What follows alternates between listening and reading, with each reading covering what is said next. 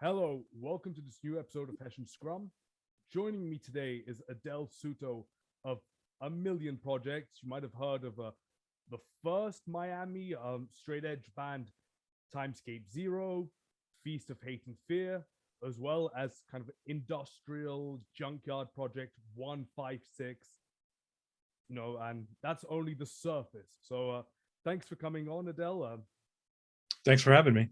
So, let's start with what your kind of industrial project. So is it 156, 156? 156, yes. All right. So tell us about that. You have quite a few releases. And it's kind of very experimental yet minimalistic at the same time.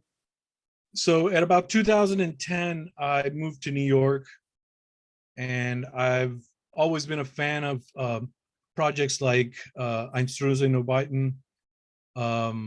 Zev, Crash Worship, things with a heavy percussive element that were also metallic in their sound. Coincidentally, when I moved there, I guess it's a thing for a lot of people in the underground. When they move to New York, they start looking for abandoned places and subway tunnels, things like that. And I noticed that some of them produced great sound, a nice echo and like reverb in chambers and things like that. So I always kind of wanted to do a project in that vein. And then once I moved to New York, I realized now is the time to get it started. So about 2011, I got going in full swing, and it's been going ever since. Right, because you've recently released a book on the kind of occultism and kind of hidden places in New York, and as well as in your YouTube channel, there's a video where you go around all these places that are somewhat illegal, in the subway and all that. Yeah. There are a few places that I did and that were off limits. One thing that's very dear to me, I'm a truck driver, a long distance truck driver. My license, because it's federally overseen, so you have to be really careful about certain things. You can't have certain arrests. So I very rarely wanted to get in trouble for trespassing, admittedly. So I kind of try to keep my nose clean when it came to a lot of places that I went to. But yeah, there were a few places in New York and that I still go to now in Miami and Detroit that are, yes, off limits.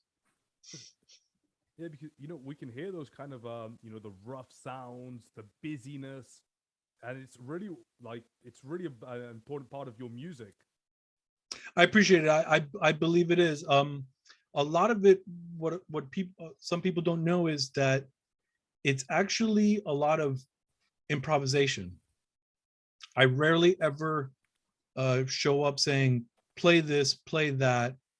I have anywhere from one friend to 3 or 4 friends. We meet up and I say, all right, I'm basically going to play this backbeat and you do your thing.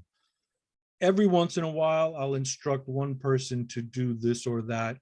But basically, yeah, it's kind of improv, and I don't test the sound wherever I'm at. So everything that is picked up, it's naturally occurring, and that's how it is. That's how it sounds when we're there. But some of your releases were, kind of obviously mixed professionally. I'm thinking about, the first one I listened to, Memento Mori, is definitely done in the studio. I can just tell. Some of it, yes. All right, so Memento Mori is, for those who don't know, it's done completely on human bones. It's either the percussive element of human bones or my breath passing through human bones in, say, like Kangling, which is the Tibetan thigh trumpet. Now, with the percussive element of that, it's a very bare sound. You can hardly get any other sound other than clacking. So yeah, for that release, I had to definitely do both effects and reverb, not reverb, what am I, overdubs. I had to do some overdubs because a lot of times it was just a lot of clacking noises, and it got, when you listen to 6 to 8 songs that are just like that, it gets monotonous no matter how much you change the tempo or anything like that. And I really was like, a lot of these songs need a different sound. So sometimes I felt like, okay, this is missing, so I layered another track over that, and such. Because it's very, like, it's ritualistic music, but it's very organized. There are multiple things going on at the same time. 156 was once called meditation music for metalheads, and yeah, that's how it's always been a sort of ritualistic music. But Memento Mori also had a purpose behind it. There's a Renaissance rite called Ars Moriendi, which is also the Memento Mori, where basically you take a human skull and you sit around and you stare at it and you contemplate death and you fixate on death. And what it's supposed to do is to make you appreciate life more so you can go out and live your best existence.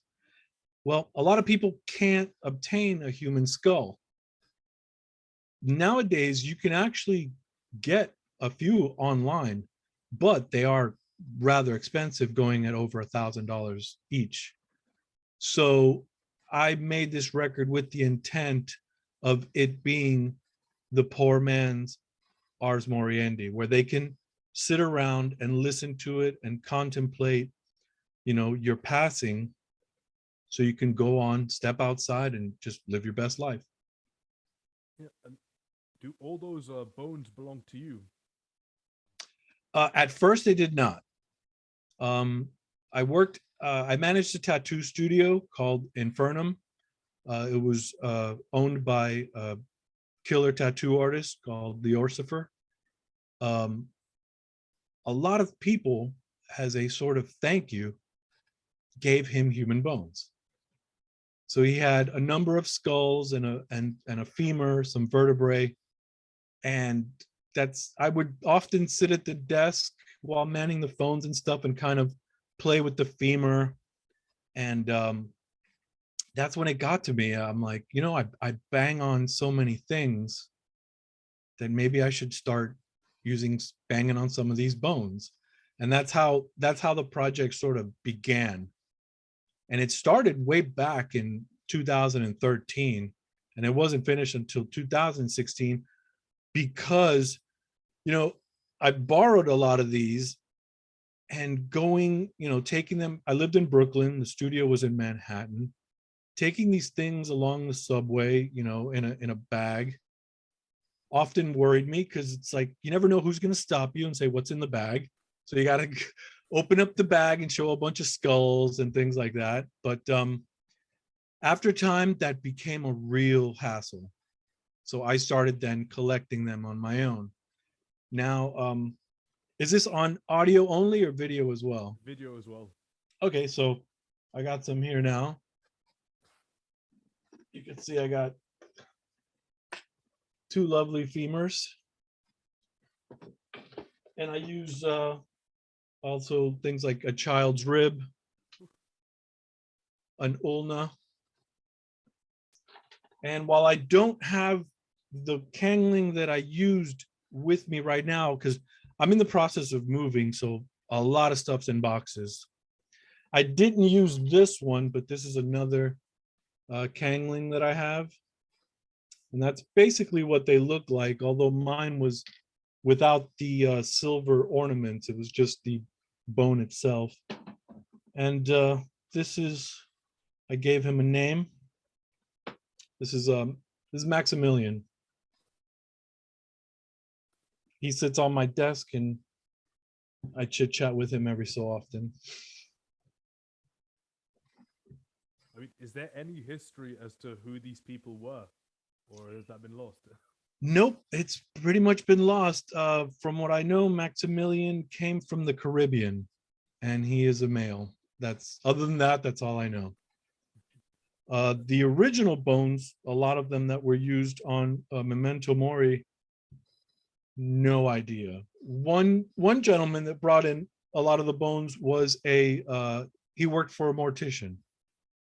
So how he got them is completely beyond me. And a lot of times it's no questions asked. You're happy to receive a gift, so you just accept it and go, thank you. It's quite impressive. So, let's dive in a bit into the music. So, there are two versions of every song. There's a kind of standard, 33-inch version. Then you have like a 33 rotations version. Then you have a 45 rotations version of each song. Yeah, why is that? the 45 is actually the original songs. And what happened is I turned it into the pressing plant, hoping to get it at 33. And they came back saying, you know what, to be honest with you, this is going to sound way better on 45. And I thought, that's kind of excellent, because at 45, you can play it at 33 and it'll be slower and probably creepier. And I was not wrong. When I got the test pressing, I put it on, I listened to it regularly, and I said, that's right, it can be slowed down. So I turned it to 33, and I was like, wow, you get an even darker vibe with it played at the slower speed. So I thought, this is perfect, because rather than it being a 9-track record, now it's technically an 18-track record. So I did my best to preserve the sound, because digitally it's available in the regular 9 versions, but then I had to record off the vinyl. I had to record it at 33 to also give the people who only bought the digital version what I called the thunder drone versions, to give them those tracks as well. Musically, it's kind of got like that primordial energy that you get in a lot of early metal or punk. You're just trying. I get the impression you're going with whatever rhythm feels right. There's not much thought. It's kind of like, you're just expressing what's kind of been in you for a while. Yeah, I mean, a lot of the stuff that I recorded for it didn't get used, and it's basically anywhere from just me to, I never used for Memento Mori, I never used more than 2 friends of mine. So it was there were no more than 3 people in the sessions at any given time. So it's just us kind of just letting loose and expressing ourselves. And you can't do much with human bones, besides like I said, besides the progressive clacking. So it was just kind of, because the way I see it is,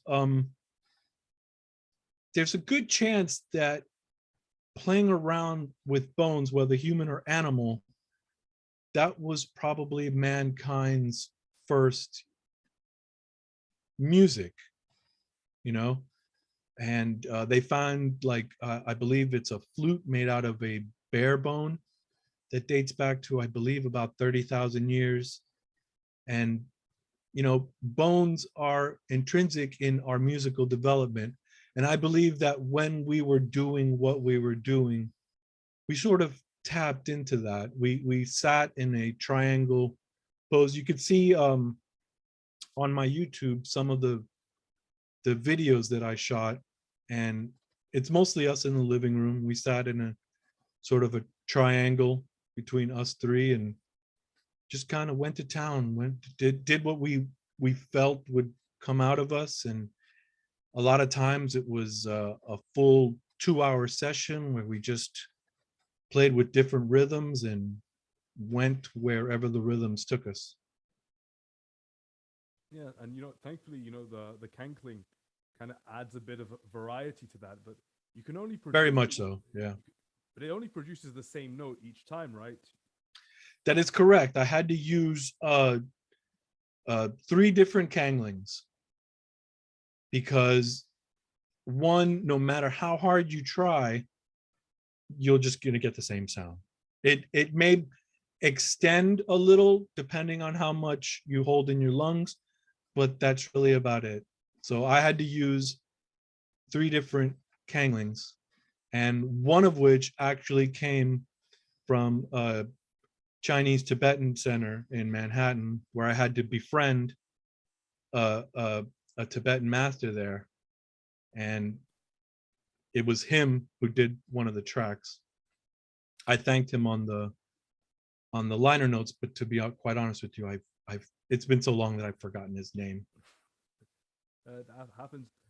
I mean, I love this approach that's kind of died with the internet. Where you actually had to go outside and get things done. Because now, if I want a musician, you go on Fiverr or whatever, pay them some money and get it done. There's Yeah, not the human element is gone. Everyone's rehearsing in their own rooms now. You get the COVID sessions. A lot of bands are doing that where everyone's yeah.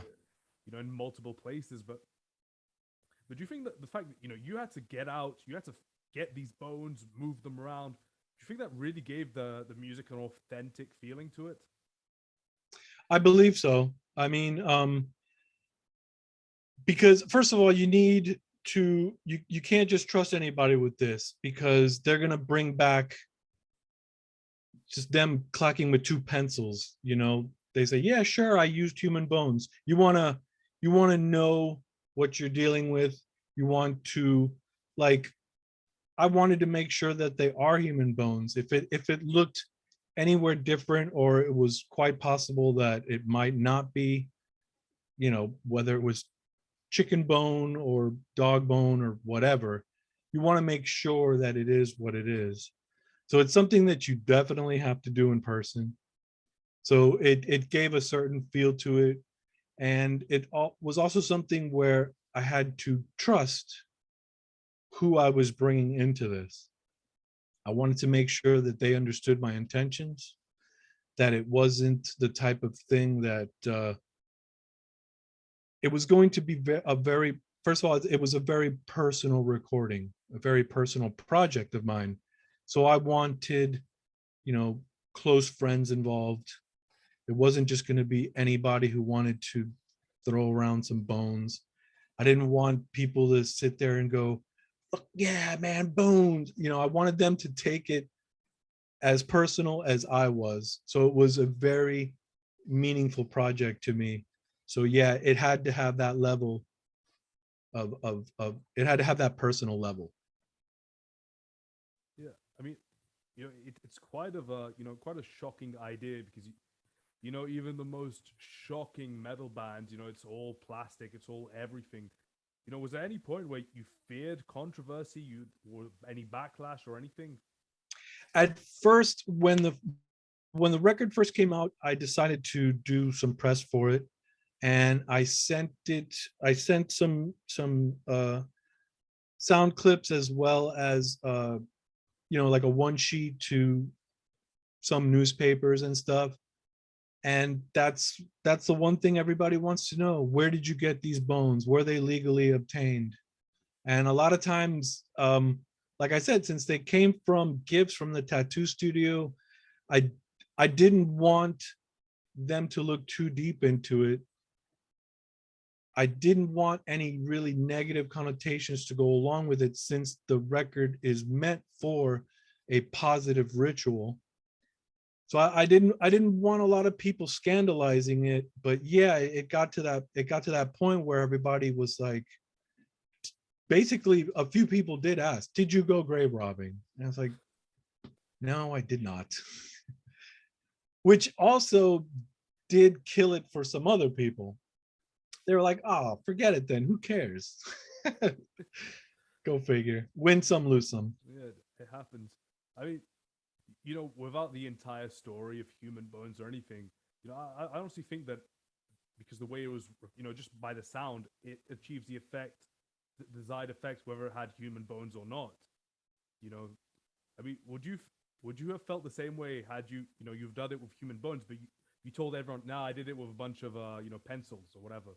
Would that Right. change anything for you? For this record, yes, because for previous 156 releases, everything, including the kitchen sink, we had metal, glass, concrete, wood, you name it. So I had no problem so long as it made noise, so long as it gave whatever effects I wanted, fine.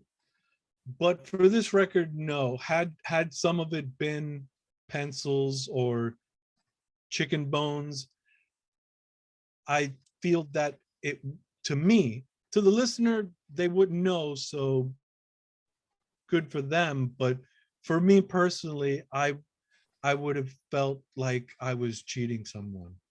So because this record had a ritualistic intent behind it and not just a musical intent, it meant so much more to me where I would not have felt that it was the Memento Mori release.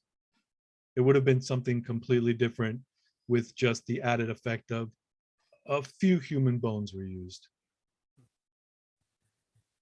I always like to think, a lot of noise, kind of ambient stuff, back some time ago, was very was reserved to a small number of very artsy people.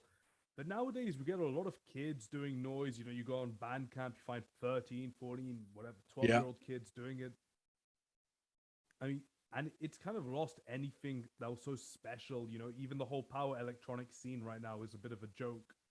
I would say with the power electronic scene the most, because as much as I do enjoy it, it there comes a time where after, like let's say there's I've seen, a few shows where it's like a slew of 10 to 15 artists in one night. Each one is doing like a 15 to 20-minute set. And by the end, it's just another guy twisting knobs. A lot of times there's a lot of people who put a lot of effort into a live show, and that's great, because I've always said that while I enjoy noise music on its own, where I can put it on and listen to it, I think live it becomes a performance art piece just as much as a musical piece. So when they put something else into it, all the better. But when it comes down to the slew of releases that are out there, yeah, it's a lot of it is just some people making noise, and it becomes too easy. I had a friend who complained because he had a label mate that was quite lazy and did nothing but like for one release, they basically ran the mixer into itself. So for 20 minutes, that's all you're listening to. And that's, to me, that's cheating. You're just putting something out to put something out. And sadly, that's what a lot of people are doing. They just want to put something out to put something out rather than to put art into it. And they're forgetting that that's how industrial music began. It was just as much art as it was music. I mean, Throbbing Gristle did a set once where it was 2 floors, and when you paid to get in, you had to go to one floor or the other. In one floor, you could see them on screens, but you couldn't hear them. On the other floor, you could hear them on speakers, but you couldn't see them. And that in itself is a performance art piece.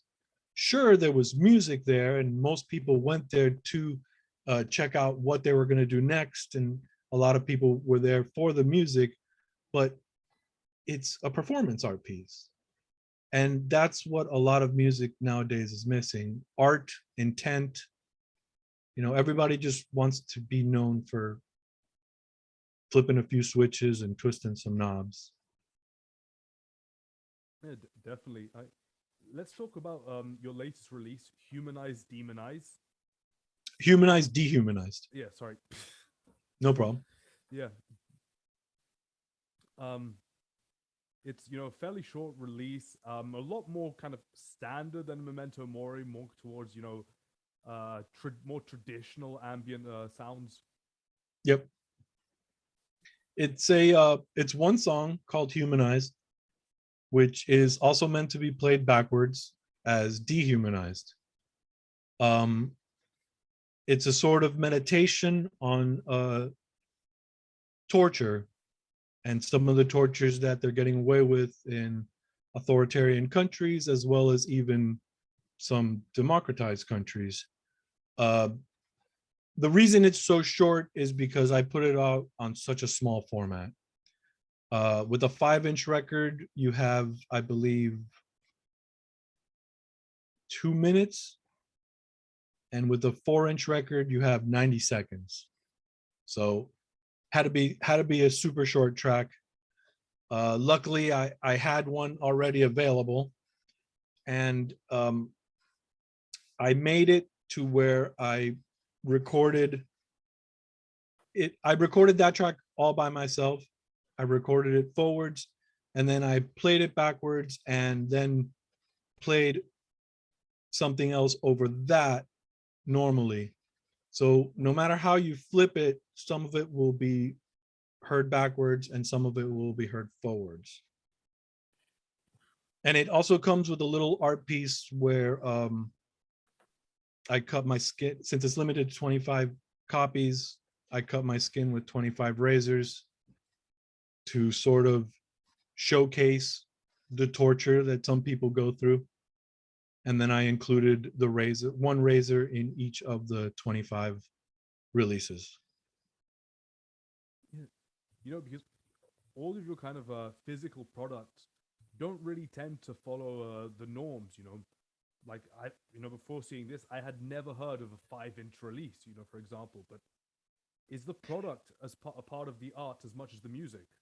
Yes, and almost every 156 release has an art edition along with it. The very first release, I had learned how to put a photograph on wood. So I wound up making the CD a wood case. And I screwed it shut, so you have to unscrew it and go through all this rigmarole just to get the CD out. The second release, I put it on a CD that was glued to a saw blade. And I painted the saw blade and painted the logo on there. 8 Steps in the Dance was a another personal record for me. I had done a ritual. I don't know how deep you dove into some of my stuff, but back in 2013, I was doing this ritual called the death posture. And I was also doing a lot of meditation with it, a lot of drugs with it. And I wound up literally blowing my mind. And I don't mean that like, wow. No, I mean like something happened in there. And my hypothalamus kind of blew up. And it just filled my head with tons of hormones where I had a full body orgasm for about 45 minutes.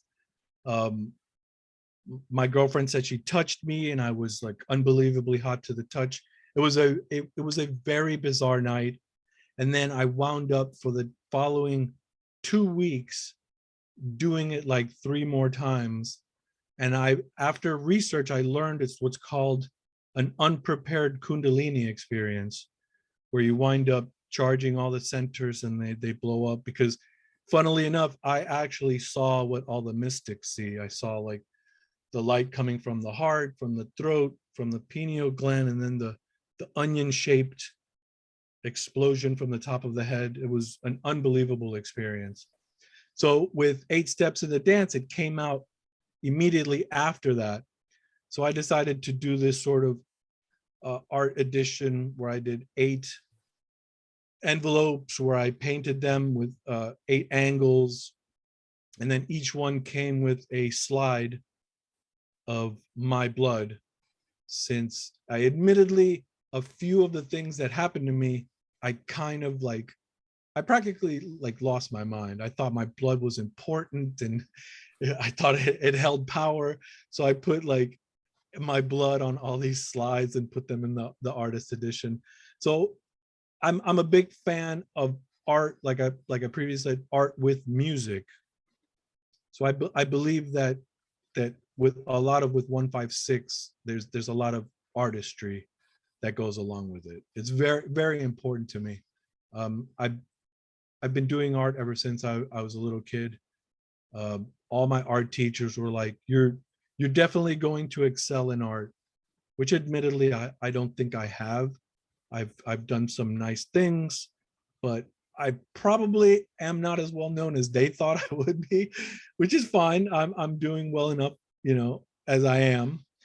But art is still very important to me, so it fits into all the facets of what I like to do, from fanzines to music. Yeah, your artist career is, unlike quite a few, it hasn't been around, doesn't revolve around, a few central works. I get the impression of you, everything is very spontaneous, it's very volatile. Extremely. You know, one piece that you can do like 1 month will have nothing to do with the one that comes after it, the medium, the style, everything. I mean, how do you go about, constantly creating and constantly kind of expressing yourself? I really wouldn't know how to answer that except for how you explained it. It's just very spontaneous. A lot of this stuff just flat out comes to me in like these quick sparks. Some of them, I take them and I'm still with them. I do a series called a joyous swastika, which is a one man's attempt, similar to the artist Man Woman, to rectify what's been done to the swastika, to try to bring it back to its original meaning, to take it away from what it's meant to a lot of people for the last, over the last century.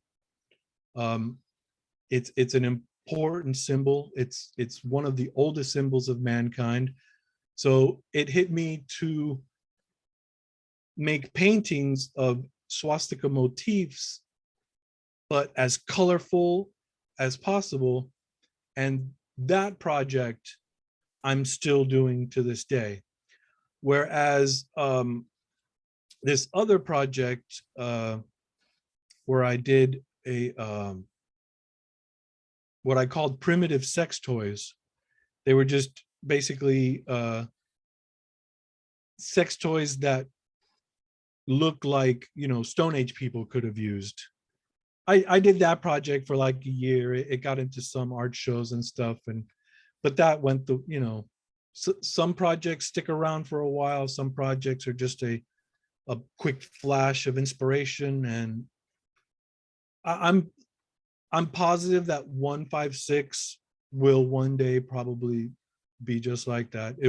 It'll probably stop, because I've had other music projects that I've done that were somewhat similar, more in the noise vein, but they didn't run, I believe, their full course, and they kind of died out. Everything is like that, has a wax and wane. Some just last a lot longer than others. Yeah, and also I remember seeing one video on your YouTube channel, which was quite surprising, where you did this very hastily done kind of celebration to quitting smoking. Like call. Oh yeah, that was back in 2007. I had a flip phone and it had video capabilities. So I decided, spur of the moment, I'm gonna see what I can do with this. And then I realized, well, I'm quitting smoking. Back then, that's when I started my truck driving career. So back then, every time I got a pack of cigarettes, I would get a pack of matches. Now, I would chain smoke quite often. So basically, it was lighting one cigarette with the other and on. So I wound up collecting, I didn't wind up using the entire book with each pack. So my truck was just littered in books of matches. So I said, I'm gonna quit smoking. I gotta get rid of these things. So I decided I cut off all the match heads and I put them in the shape of the symbol of Venus. And I lit it, decided to call it a female sacrifice. I saw smoking as an actual, a rather sexual thing. You know, there's a lot of, there's a phallic thing to it. There's an oral thing to it. A lot of times you smoke after sex. So there was this kind of sexual thing to it. So I decided, you know, I'm male, I'll sacrifice a female, and I made it ritualistic. I believe that a lot of times a ritual act like that will help you commit to something more than just saying, like for instance, with the quitting smoking, just saying, that's it, I'm going to quit cold turkey. It's like, go ahead and quit cold turkey, but do something important along with quitting to sort of help solidify the process of quitting. And that's what it was. And one reason I was happy to record it was because it's a constant reminder as well. Yeah, and I currently don't smoke.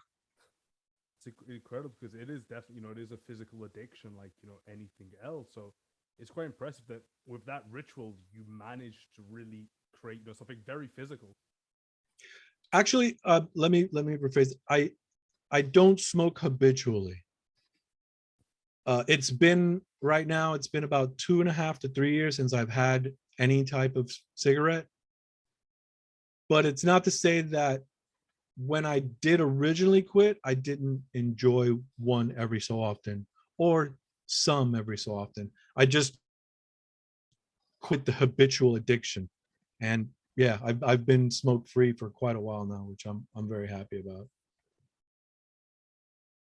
Yeah, all right. So, let's go back, some of your 80s stuff. Obviously, this is a metal podcast. So let's talk about Timescape Zero, the straight edge scene at the time, the kind of early metalcore stuff, and, the whole thing that was happening, which, was very influential because metalcore is huge, but it's got nothing to do with the metalcore you knew. Yeah. So just to clarify, you mentioned that Timescape Zero was the first South Florida straight edge band, and that was actually my previous band, Violent Deed. Oh. They were Miami's first straight edge band. After they broke up, most of the members went on to form a band called Powerhouse, which actually became kind of well known in the early straight edge scene. Timescape Zero is South Florida's first metalcore band. A lot of the other bands around that time were still like hardcore punk, and we infused a lot of the Cro-Mag sound. There was a tinge of like Celtic Frost in there, but yeah, metalcore after that completely spawned its own a different beast, and it's very different today than what it was back then. But yeah, Timescape Zero started originally in I believe it was 91 as a band called Hangman, and they decided to go with a different lead singer. They asked me to try out. They liked my vocals. They really wanted to beef up the sound, make it a little heavier, bring in a sort of all of us were influenced by a band called Cro-Mags, and we just loved it and wanted to go that route. And but after us, actually just a few months after us, quite a number of other bands started to kind of pick up on that sound. There are just as many good bands from South Florida that have that metalcore or at least early metalcore sound. Mindframe, Anger, bands like that. I mean, how did it all go out? Come in with the straight edge stuff. How did it explode and die so quickly? It's such a small point in time of something that was very big in general. I think straight edge wore out its welcome because it got so big. It was a very, and I don't know why, it was a very masculine scene, and that pushed out a lot of the women, and I believe that kind of killed the scene itself. You don't want to go to a club and it's just a bunch of dudes there, even though it's it's good for camaraderie, but you can have that camaraderie with a level of genders there, men and women and non-binary. There was a time where Florida, about 1987, still a lot of the punk element was in the music, the hardcore scene, and it was great. There was a club called the Cameo Theater. It was huge. People from all over South Florida would go. Some shows had up to 500 to 800 people packed in there, especially when a band like Bad Brains came. But then the straight edge scene came, and a lot of it was, I don't know why, sports related. Everybody out went the blue jeans and wife beaters and the leather jackets, and in came basketball shorts, baseball caps, football jerseys, and it became so unwelcoming to anyone who did not fit that. And I believe that's the same thing that happened at least all over the US. And a lot of people wound up leaving the hardcore scene, and it just became this straight edge thing, and it sort of ate itself and wound up dying pretty quickly, because I'm going to say about around 91, it kind of died. A lot of the alternative music boom began around that time, and that started filtering punk back into hardcore. And I believe in a lot of scenes, it was, as much as a lot of people hate the alternative music boom of the early 90s, I think early on, before there was the major label rush to sign every band that they thought was punk, before that happened, I think the alternative music boom was actually a really good injection of something new, even though a lot of it, especially with bands like Dinosaur Jr., so actually stemmed from way before that time. It was still, it injected something new into hardcore that produced a whole new different genres of music, and I think revitalized the hardcore scene, because you had a lot of bands who dumped the straight edge thing, still picked up metal, but a lot of them went even more metal while keeping punk influences. Some filtered in rock and roll into hardcore. So you have like bands like Quicksand and things like that were more like hard rock and hardcore. Then you have bands in Miami like Load, and then Seattle like Melvins, where they infused a lot of like doom elements into hardcore punk. And I think 91 to 92 was a great time for hardcore music, because it left behind a lot of that sports mentality with the way they dressed and the male dominated scene, especially with the rise of like Riot Girl, Bikini Kill, things like that. And it opened the scene back up. And while sadly it helped, get major labels interested in this type of music, it still spawned like a great era at that time in music. Yeah, it's pretty insane how things change. I mean, also, considering how early you were in the metalcore scene, I mean, have you ever listened to modern metalcore? Oh yeah, I love it. There's Like, a lot of bands that are around today that were around back then. Converge, I think, started in like 92. I still listen to them, love it. Um, some bands, they started in metalcore, bands like Cave In, mm, love the early stuff. The later, more Rush influenced stuff I wasn't into. But there's still, there's a lot of metalcore records that I still pop on and I love. I still listen to a lot of Crust. I still listen to a lot of Screamo. Um, I still listen to a lot of metalcore, a lot of black metal. I one style of music that I used to like back then that for some reason did not stay with me so much was death metal. Um, I don't listen to a lot of death metal. I still love like early Obituary, um, Asphyx, one of my favorites, and I still play them every so often. But when it comes to a lot of the stuff like Deicide and Morbid Angel, it doesn't strike me like it used to. That's about the only style of music that I'm nowhere near as into as I used to be. yeah, I can understand that.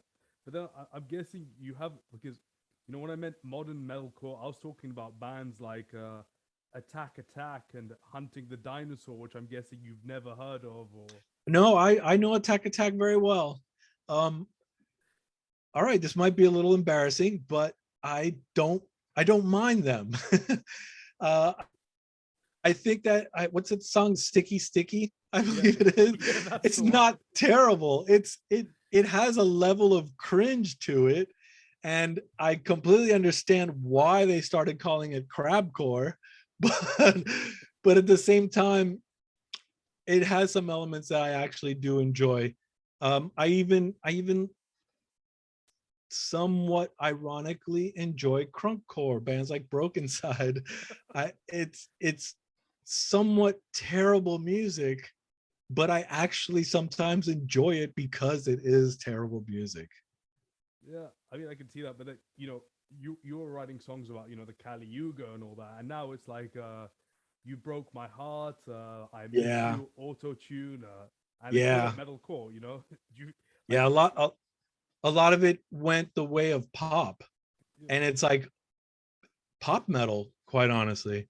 Like there, I think one of the bands that does it, I wouldn't say the best because I don't really like them, like Baby Metal.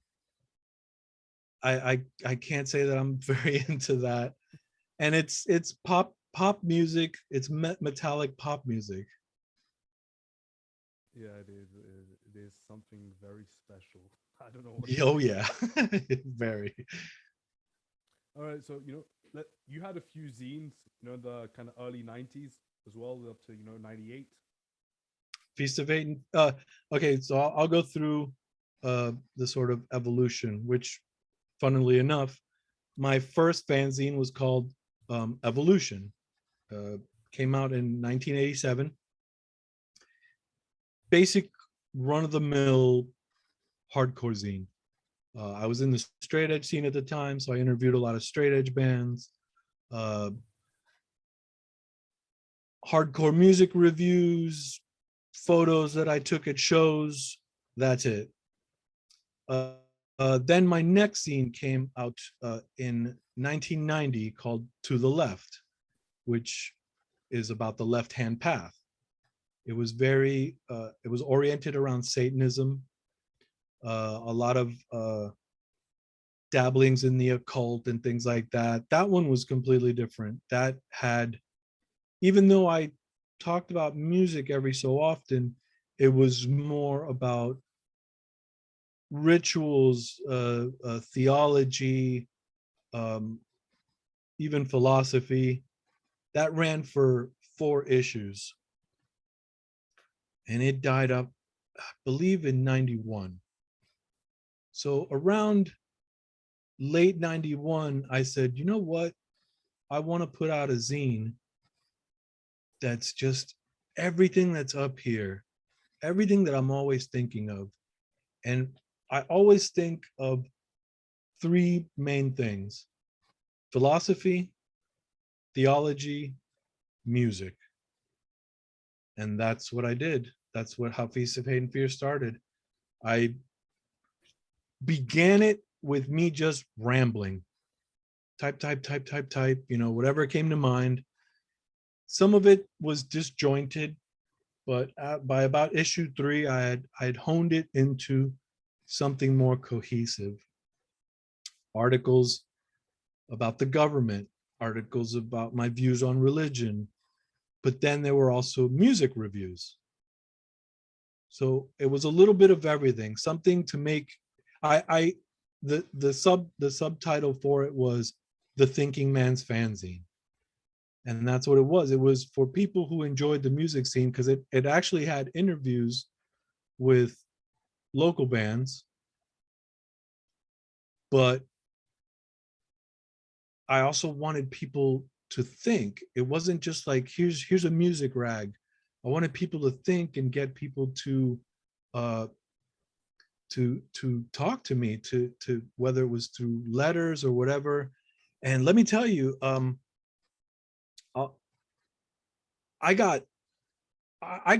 did not expect to get what I got. I got more hate mail than anything. I actually got human shit in the mail twice. That's how hated the fanzine was.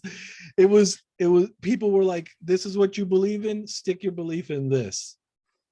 And it was like, great. By the second time I got shit in the mail, I knew what it was before I opened it, because I could smell it.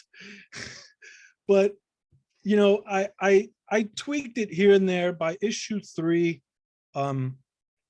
there were local band interviews, but I also decided, you know, I'm pen pals with Charles Manson. I'm going to see if he wants to talk to me. And that zine sold out almost immediately. So it clicked in my head. Oh, so that's what people want. They want to talk. They want me to talk to serial killers. So for the next issue, I interviewed Richard Ramirez, the Night Stalker. And it just went from there. It went up to issue 8. Admittedly, issue 6, or was it 7? Issue 7 disappeared. A printer refused to print it because of a few of the articles. And when I asked for all the proofs back, he was like, I destroyed it. So I had to do issue 8 from memory and basically call it issue 8 instead of 7. Because back then I used to do like physical mock-ups. I had a background and I basically would type everything up and cut the typed paragraphs into squares and glue it onto the background. And then I would take this stack of paper and take it to a printer and go, it's in the order that I want it in. Print it up, give it to me, and I will staple it. And that's how I did it together. That lasted till 1998. And then I discovered the internet. So I got my friend Janusz, another great tattoo artist. He got into web design. So I said, I want to put everything on the web. And he started working on it in 99. And by early 2000, he gave it to me and said, here you go. What do you think? I loved it. Put it on the internet in early 2001. And it only came down in 2017. I decided, as big a part as Feast of Hate and Fear in my life was, I believe I've moved past it. So in 2017, I don't know, not sure. I still kind of don't know why I decided to take it down, kind of move on. But it lasted a good 16 years on the web. But somewhere around 2009, I said, you know what? I I haven't done a fanzine in forever. So I decided to go back to fanzines. I've put out quite a few since then. Most of them are one-offs. I did one called Auspex, which is newsprint, which was basically one giant newsprint paper that's folded in a way that opens up like a fanzine. I did one called Excind, which I plan to do actually issue 2 of quite soon. It was Feast of Hate and Fear light. It was everything that was in Feast of Hate and Fear, just not so heavy. One of the things that I was when I did Feast of Hate and Fear was really combative. I was very acerbic. I just wanted to piss people off, to get people to, you know, debate. This one with Excind, not so much. That one came out in 2014, I believe. And I like it. I still like it. It was a mix of articles I had written, some of my photography, some of my poetry, you know, a little bit of everything. And it still came off like Feast of Hate and Fear, but not so heavy-handed. And the last one that I did was called Know It All Asshole Jerk, where it's basically my blog, Know It All Asshole Jerk. I love weird stuff, weird stories about hoaxes, weird people who run for office, you name it, even some bizarre murders that happen, all these weird stories that no one ever really covers. I love to cover them on the Know It All Asshole Jerk blog. And after a while, I decided to make it a fanzine. And now I have so many entries that I'm going to actually put it out as a book. Yeah, I mean, it's quite crazy.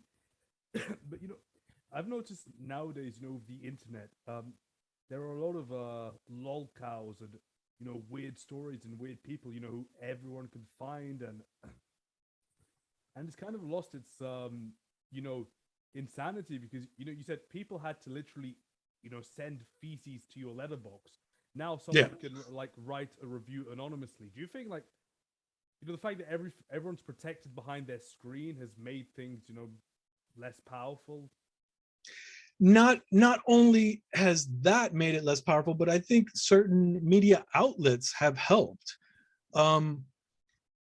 So basically what I like to do is, with Know It All Asshole Jerk, I tend to write these really short, concise, you know, blog posts about certain subjects that I like. One was a barrier reef that they tried to create off the coast of Fort Lauderdale using like 1 million old car tires. And it was an utter failure. Nobody knows about that. And that's a little story that's really weird that I think a lot of people should know about. But then you have media empires like Vice, who dedicate an entire show to this kook and that kook, and look at this kook, and watch our reporters all take ayahuasca. And it just became so that they kind of desensitized a lot of people to interesting, weird topics, you know, things. I think a lot of times, you know, nowadays you try to talk to someone about the importance of ethnography, which is the study of the ritualistic use of drugs. But now you got people like Vice, who had 1,001 videos of their reporters taking ayahuasca, and Joe Rogan constantly going, "Have you tried DMT?" You know, it's kind of killed what was really important to a lot of people, and it's desensitized a lot of it's dulled the edge of a lot of topics. A lot of things used to be very like admittedly, it may have helped in some ways because a lot of topics were off topic. You should not talk about them. A lot of people didn't dare cover them. I mean, I remember a time when you would tell someone, I'm a member of the Church of Satan, and people would literally run away from you. And nowadays, it is one of the most dullest things you can tell someone at a party. It's really stupid. But then, I think the issue with Vice, I've been following them for quite some time, like 10, 15 years ago when they started out, it was fantastic. Yeah. They actually had people who cared about the stuff and they really made an effort. But now it's just like, this is random person one who came out of journalism school. Follow them while they talk about something they read about 5 minutes ago. And Someone who sat in front of their computer and said, damn it, what can I sensationalize right now? Yeah. It's such a shame. It is. Yeah, no, it is. But do you think, are there still avenues, for people to find the kind of authentic, the kind of everything that's beneath the surface, the kind of darker stuff that's out there? There are, and they're out there. It's like the old adage about, wading through shit to find the perfect diamond. They're out there. Chances are with the internet nowadays, you're just gonna have to wade through a bunch of shit. Yeah. So, I think that about wraps us up. So are there any final things you'd like to say? No, I'm glad, and I thank you for having me on. I really appreciate you letting me speak my mind. If anyone is interested in anything I do, adelsoto.com, knowitallassholejerk.com, 156.bandcamp.com. Feel free to visit, feel free to write, just please don't send me human shit. Yeah, links will be in the description. Wonderful. I appreciate it. So thank you very much, Adel. Have a great day. Thank you. And hope to hear from, more of your projects soon. Wonderful. I'll keep tuning in. Thank you very much.